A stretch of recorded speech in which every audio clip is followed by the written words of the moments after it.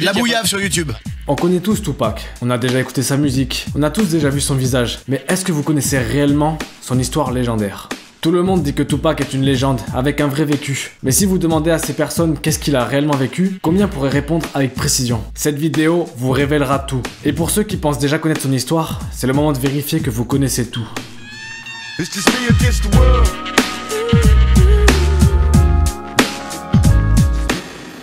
Tupac Amaru Shakur est né le 16 juin 1971 à New York. Mais hop, avant de naître, c'est déjà chaud pour Pac. Déjà, ses parents étaient activistes Black Panther. Sa mère, Afeni Shakur, a été emprisonnée alors qu'elle était enceinte de lui. Le mec n'est toujours pas né, qu'il est déjà derrière les barreaux.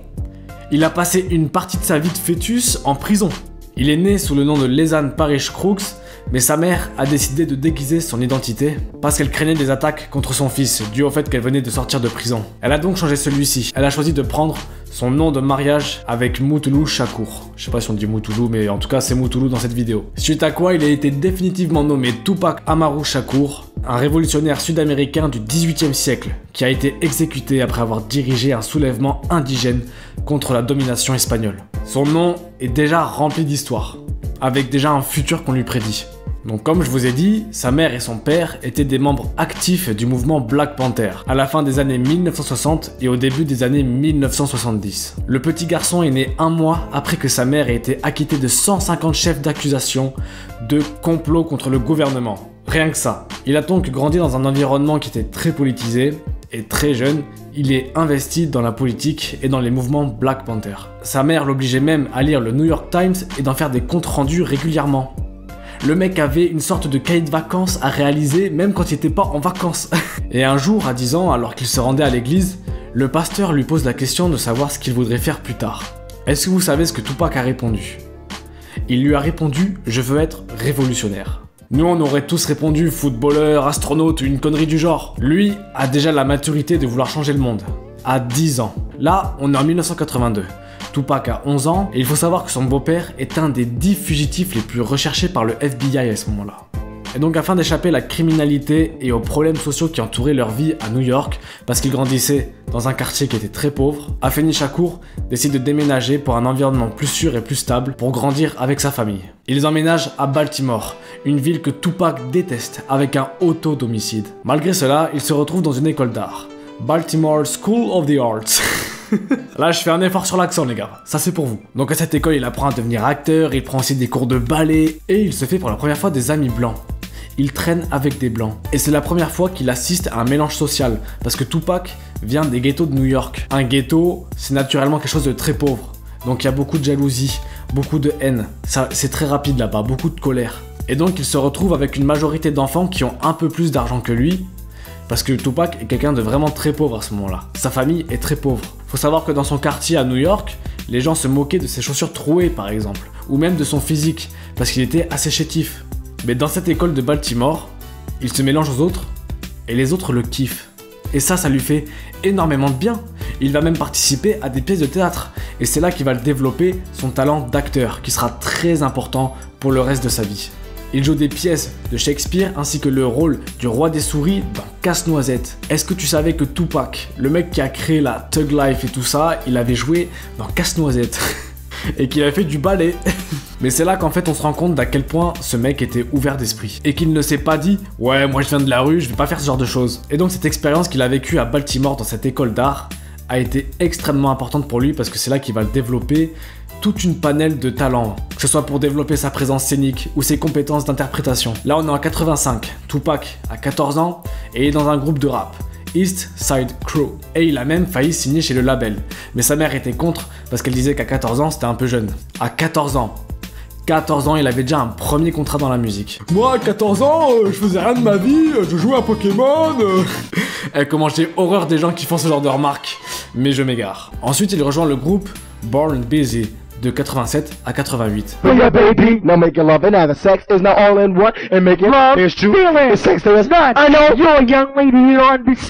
Donc on voit qu'il a la musique en lui depuis sa putain d'enfance et qu'il a vraiment un côté artistique très développé. Et à ce moment-là, il a 15-16 ans. Mais c'est aussi cette période qui va faire la rencontre de Jada Pinkett. tranquille mec, sois pas jaloux, Tupac il savait pas à l'époque. Me mets pas de gif s'il te plaît. Reste où tu es Will, ne bouge pas, ne bouge pas. Je pars en couille. Ouais, je pars vraiment en couille, bref. Donc dans tout ce que j'ai lu, dans chaque article, il parle d'une amitié plus que fraternelle entre les deux. Mais moi j'y crois pas trop hein. Je pense que ça y est allé. Non, en vrai, j'ai aucune preuve. Mais on parle vraiment d'amitié fraternelle entre les deux, qui a un vrai coup de cœur. Non mais Will, pleure pas, mec. Mais non, mais pleure pas. Et Shakur déclare « Jada est mon cœur. Elle sera mon amie pour toute ma vie. » Grosse friendzone pour Jada, là. Et à son tour, elle déclare « Tupac était l'un de mes meilleurs amis. Il était comme mon frère. Le type de relation que nous avions, on ne l'a qu'une fois dans la vie. » Et dites-vous que Tupac lui a même écrit un poème qui apparaît dans son livre The Rose That Grew From Concrete. Mais malheureusement pour Pac, cette belle période à Baltimore va devoir prendre fin. À l'âge de 17 ans, en juin 1988, Tupac et sa famille vont devoir déménager à Marin City, en Californie. Il a déménagé là-bas pour être plus proche de sa mère, qui était détenue à la prison pour femmes de Chowchilla à l'époque. Et juste pour l'information, Marin City est un ghetto que l'on surnomme la jungle. Voilà, ça va bien lui changer de Baltimore, je pense quand même. Hein. Il passe d'une école d'art où il faisait des pièces de théâtre, il jouait dans Casse-Noisette, il portait des tutus pour faire du ballet, à un ghetto qui s'appelle la jungle. Et s'il porte un tutu, c'est lui qu'on tue. Celle-là, je sais pas si je vais la garder au final. Malaise. Et Tupac est extrêmement attristé de devoir quitter une ville dans laquelle pour la première fois il se sentait bien, accepté pour qui il l'était. Évidemment, il va vivre dans les coins les plus pauvres de ce ghetto et il va revivre ce qu'il a déjà vécu à New York, à savoir des moqueries, parce qu'il aura pas de basket neuve et parce qu'il est encore chétif. Faut qu'il aille à la musculation, Tupac. Allez, il faut pousser.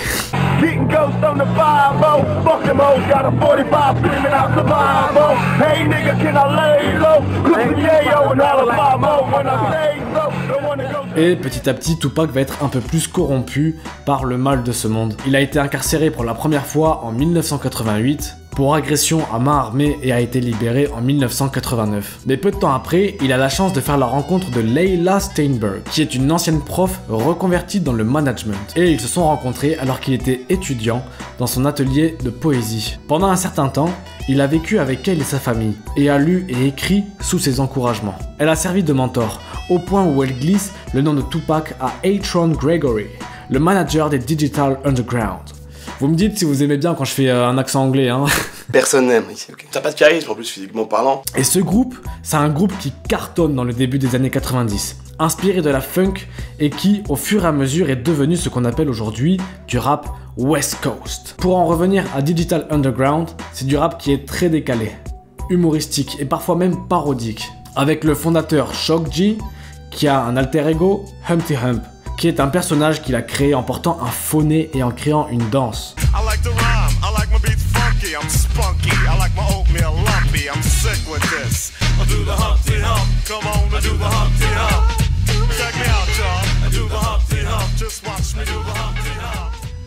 Donc Tupac rejoint le groupe et il s'agit de son premier vrai pas dans l'industrie musicale. Parce que le groupe était déjà en train de cartonner à l'époque. Mais ce n'est pas vraiment le style de musique que Tupac veut faire. Et il visualise ce groupe plus comme un tremplin qu'une fin en soi. De base, le groupe veut seulement l'intégrer pour porter le matos et faire la Humpty Dance sur scène. Et Tupac n'est pas vraiment dans la vibe du groupe, qui joue d'effets comiques sur scène. Pour autant, Tupac n'hésite pas à le faire et va ainsi gravir petit à petit les échelons dans ce groupe.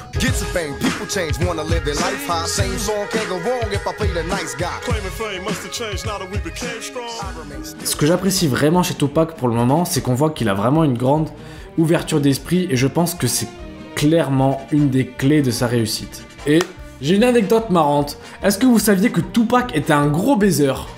Oh, vous en doutez sûrement, mais laissez-moi vous raconter une petite anecdote. En fait, Money B, son partenaire de chambre, rapporte qu'il s'est déjà tapé en un soir 6 filles. Alors je sais pas si c'est en même temps, mais le mec, il est en place quoi. Et je fais un petit coucou à ces femmes qui ont débloqué le succès d'avoir sucé Tupac et qui aujourd'hui sont peut-être mères de famille. Bravo à vous mesdames, c'est fantastique. Il va rester dans ce groupe de 90 à 91, jusqu'à ce qu'en 92, sorte le premier film où Tupac a le rôle principal. Il s'agit du film Juice. Dites-vous que de base, il devait même pas jouer dans le film.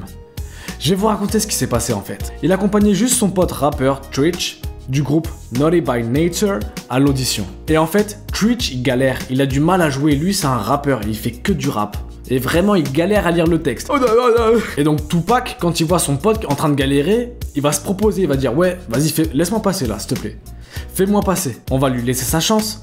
Et là, le réalisateur Ernest R. Dickerson remarque tout de suite que Pac a du talent, dû à l'école d'art qu'il avait fait plus jeune. Et là, ils auditionnaient pour le rôle de Q dans le film.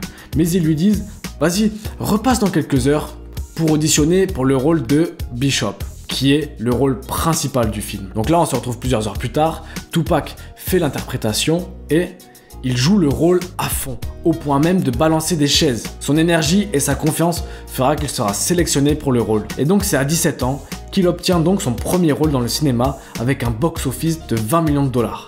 Donc voilà, c'est pas de la merde pour un premier rôle quoi. Pour Tupac, c'est le début de la gloire, mais aussi des galères. Après son premier rôle au cinéma, sort son premier album, Tupacalypse Now, qui à l'époque de sa sortie n'est pas un succès, et il s'agit même de l'album qui a le moins bien fonctionné de sa carrière, même si suite à sa mort, les chiffres ont explosé. Merde, j'ai spoilé qu'il était mort, oh le con. Mais on découvre sa personnalité dans l'album, et c'est de là que va vraiment naître l'essence de Tupac, qu'il va exprimer clairement qui il est, puisque Tupacalypse Now est salué par de nombreux critiques et fans pour son ambiance underground, et le nom de l'album fait référence au film de 1979, Apocalypse Now, un film sur la guerre du Vietnam. Et Tupac part du principe que si la guerre du Vietnam s'est stoppée, c'est parce qu'elle a commencé à être diffusée, médiatisée et montrée aux yeux du monde. Et il pense que s'il fait pareil avec le ghetto, en montrant les violences, les injustices, les bavures policières, il pourra lui aussi changer le monde et mettre un terme à toute cette violence. C'est un album qui est plein de couleurs, entre revendications politiques et parfois des histoires émouvantes. Dans cet album, il a un son qui s'appelle Brenda's Got a Baby, où il parle des jeunes mamans célibataires.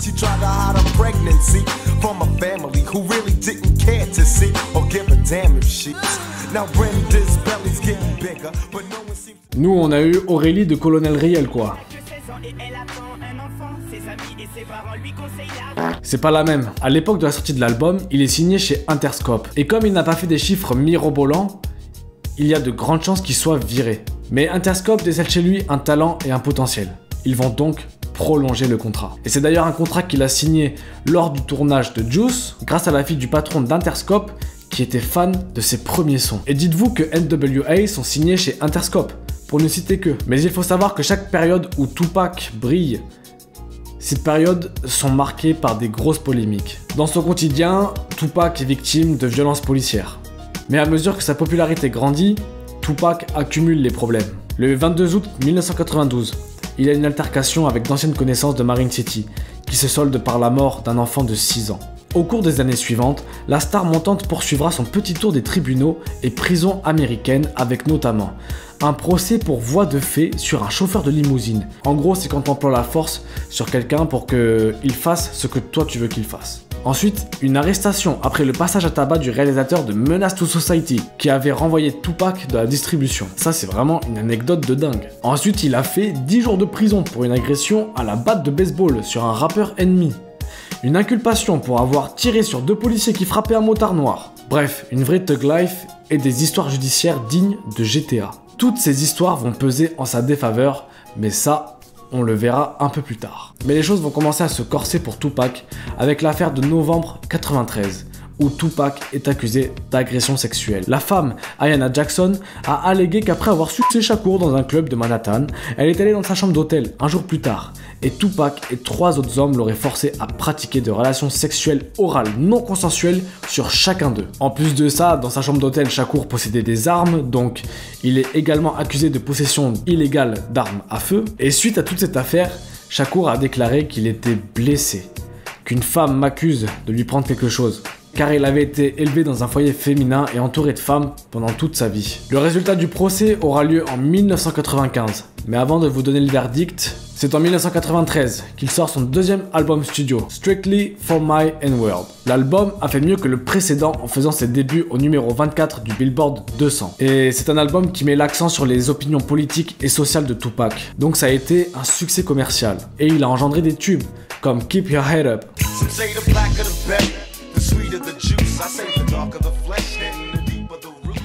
et I Get Around, qui ont atteint le statut de platine.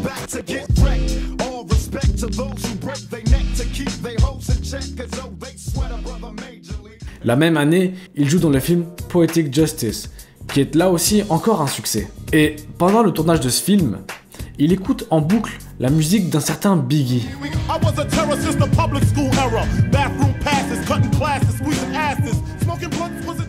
Et il veut absolument rencontrer ce rappeur qui est en train de monter. Et ils finissent par se rencontrer peu de temps après, en même temps que le tournage du film. Ils deviennent très proches, même amis, et ils faisaient des sessions studio ensemble. À ce stade, Pac était un rappeur et une star de cinéma avec disque de platine, tandis que Biggie, lui, luttait toujours pour faire avancer sa carrière au même rythme que celui de Pac. Et Biggie lui a même demandé de prendre la relève de Puff en tant que manager, car Puff était son manager.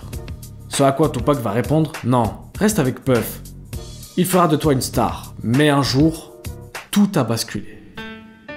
Alors qu'il était à New York pour tourner le film Above the Rim de 1994, Tupac a commencé à traîner avec High Shine Jack et Jimmy Henchman. Ce sont des gangsters de haut niveau, avec beaucoup de pouvoir. Un pouvoir qui a été acquis en partie en vendant énormément de crack pendant les années 80 à 90, et en réinvestissant les thunes dans la création de labels ou en étant club promoteur, ce qui va faire que l'investissement va ramener beaucoup d'argent au fur et à mesure. Et ils sont également connus pour dépouiller les rappeurs, pour littéralement les racketter. Et si tu refuses en tant qu'artiste de leur donner la somme d'argent demandée, tu te fais punir à coups de métal froid. Et Biggie a averti Pac de ne pas se lier d'amitié avec ces personnes-là, mais en vain. Et donc un jour, Pac et ses gangsters haïtiens s'embrouillent. Pac se rendait en studio. Dans le studio, on a Lil Sis, du groupe de Junior Mafia, qui est présent. Biggie aussi est là, et donc Tupac et 3 hommes de son entourage entrent dans le hall des Quad Recording Studios à Manhattan. Au moment où il entre dans le studio, il se fait menacer et braquer, mais Tupac aussi est armé. Les flingues sont sortis, et l'équipe engagée pour le dépouiller lui tire 5 balles dans le corps, dont 2 à la tête. Shakur est toujours vivant, mais pense que tout ça est lié à Biggie et les autres rappeurs présents dans le studio. Tupac décrira la scène comme très étrange, rapportant que personne parmi eux n'a bougé le petit doigt pour l'aider, et qu'ils le regardaient fixement, comme s'ils étaient étonnés qu'il soit encore en vie. Et cette équipe a été envoyée par High Shine Jack et Jimmy Henchman pour le dépouiller. Vol réussi de 40 000 $ de bijoux, et lui faire passer le message qu'il doit arrêter de ne pas écouter leurs indications. Et on a un témoignage de 2011 d'un des braqueurs de Tupac. Il se nomme Dexter Isaac, où il explique avoir été engagé par le grand dirigeant de l'industrie, James Rosemond, qui n'est autre que Jimmy Henchman. Il déclare « James Rosemond m'a engagé pour cambrioler Tupac Shakur au Quad Studio. Il m'a donné 2500 $ et permis de garder tous les bijoux que je trouverais, à l'exception d'une bague qu'il voulait pour lui. Il disait qu'il voulait mettre le diamant sur un nouvel anneau pour sa petite amie de l'époque, Cynthia Reed. » Suite à cette altercation, Biggie écrira le son « Who Shot Ya ?» qui signifie « Qui t'a tiré dessus ?» Who shot ya? Separate the weak from the ops. Leap hard to creep them Brooklyn streets. It's on, nigga. Et Tupac prendra ce son comme une moquerie. Mais il n'a jamais été explicitement mentionné que cette musique faisait référence à Tupac. Quoi qu'il en soit, le timing du single était plus que suspect, ce qui a créé d'énormes tensions entre les deux et donné naissance à la rivalité entre les deux artistes. Le lendemain, Tupac Shakur doit assister au verdict de son procès en fauteuil roulant. Et c'est à ce moment-là qu'il va avoir le verdict sur l'agression sexuelle dont je vous ai parlé un peu plus tôt. Il est reconnu coupable de 2 chefs d'abus sexuels au premier degré pour avoir touché de force les fesses de la femme dans sa chambre d'hôtel. L'avocat de Shakur a qualifié la peine de hors de propos. Et c'est donc le 6 février 1995 que Tupac est condamné à 1 an et demi et 4 ans et demi de prison. Et 12 jours plus tard, Tupac Shakur commence à purger sa peine à la prison de Dannemora. Mais 1 mois plus tard, malgré le fait qu'il soit en prison, il va sortir son album Me Against the World. Et c'est un album qui contient le célèbre single Dear Mama, en hommage à sa mère. Before Tupac was born, I was real happy. Because I had a son. Le disque devient directement numéro 1 au Billboard 200 et le reste pendant 5 semaines, faisant de Tupac l'unique artiste à décrocher une première position tout en purgeant une peine d'emprisonnement. L'album se vend à 240 000 exemplaires la première semaine, établissant un record de vente pour un rappeur solo à l'époque. Mais Tupac va être rapidement libéré.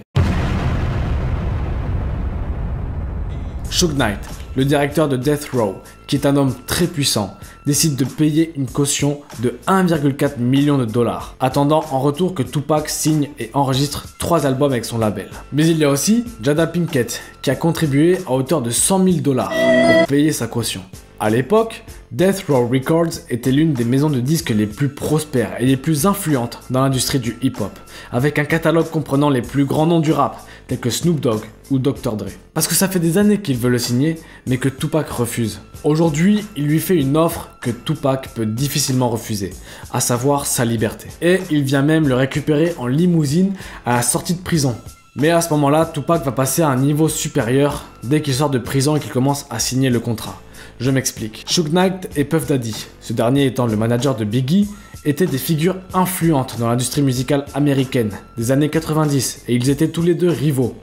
Suge Knight était le fondateur de Death Row Records, tandis que Puff Daddy dirigeait Bad Boy Records. D'un côté, maintenant, on a Tupac, signé chez Death Row Records avec Suge, et de l'autre, on a Biggie, signé chez Bad Boy Records avec Puff Daddy. Les tensions sont juste immenses à cette époque-là, c'était un truc de dingue. Puis ça s'est transformé en East Coast, West Coast à cause de Vibe Magazine, mais de base, le beef était entre Death Row et Bad Boys. En signant avec Death Row, Tupac signe plus qu'une sortie de prison et 3 albums. Il signe pour devenir le soldat de Suge, pour représenter une certaine image. Tupac fait plus que du rap maintenant. Il passe réellement à ce qu'on appelle du gangster rap. Une fois sorti de prison, Tupac Shakur retourne immédiatement en studio. Il commence à enregistrer son premier album et sort le single que vous connaissez tous, California Love. C'était la première chanson de Tupac à atteindre la première place du classement des singles aux États-Unis et a été considérée comme l'une des plus grandes chansons de rap de tous les temps. La chanson célèbre la vie en Californie et la culture de la côte ouest. Rapidement, il va ensuite sortir son album All Eyes on Me, qui sera le 4e album studio de Tupac, sorti le 13 février 1996 avec Death Row Records et Interscope. All eyes on me.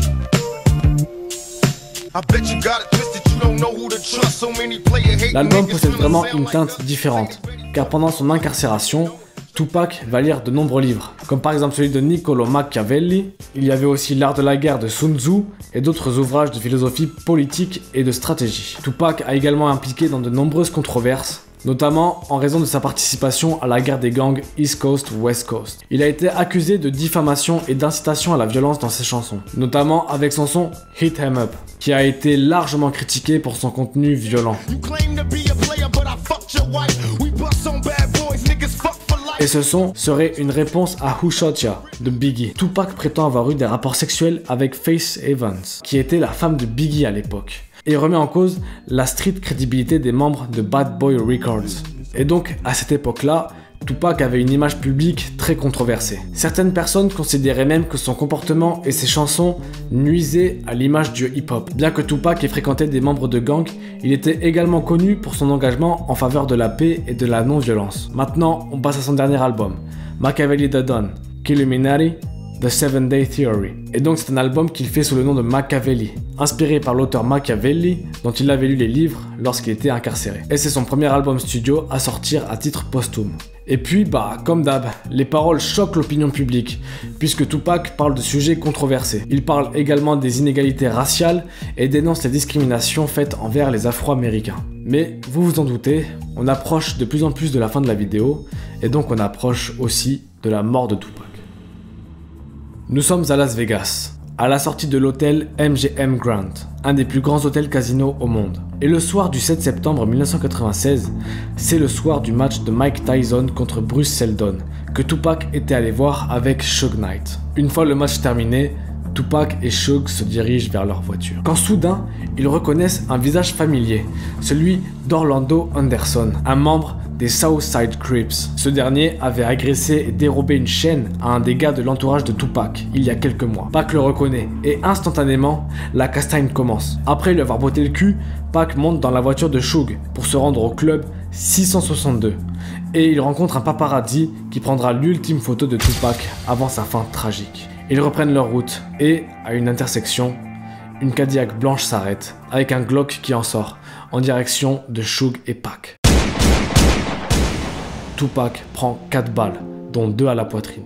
Suge sera légèrement blessé. Tupac sera transporté à l'hôpital, mais il décédera 6 jours plus tard de ses blessures. Alors, qui a tué Tupac? Et là, on a des milliers de théories qui sortent. Certains accusent Biggie à cause des tensions East-West, d'autres accusent Suge parce que Tupac souhaitait partir du label, mais ça serait quand même risqué de tenter de faire un drive-by quand toi-même tu es dans la voiture. D'autres accusent le gouvernement parce que Tupac vient d'une famille activiste de Black Panther. Bref, c'est tout plein de théories qui fantasment sur sa mort, et on a même des gens qui pensent qu'il est encore vivant, sur une île déserte avec Michael Jackson. Mais la vérité, c'est qu'il s'agit d'un simple règlement de compte avec Orlando Anderson. Quand tu es dans un gang et que tu te fais botter le cul par un rappeur, le seul moyen de laver ton honneur et de le retrouver, c'est de vite corriger ce rappeur comme il faut. Parce que c'est la méga honte. Et si tu fais pas ça, ta vie elle est foutue. Orlando était avec son oncle Keef D dans la voiture, au moment du drive-by. Et son oncle a trouvé comme bouc émissaire que c'était Puff Daddy, le manager de Biggie, qui l'aurait payé $1 million pour le tuer. Mais personnellement, je n'y crois pas. Toutes les théories sont des fabulations pour expliquer une mort qui était trop douloureuse à accepter pour les gens. Du style, non, Tupac ne peut pas mourir d'un simple règlement de compte. L'enquête est officiellement non résolue, mais je pense sincèrement que la version que je viens de vous raconter est la bonne. C'est simplement Orlando qui a dû rapidement laver son honneur suite à son passage à tabac par un rappeur, qui est devenu maintenant une légende.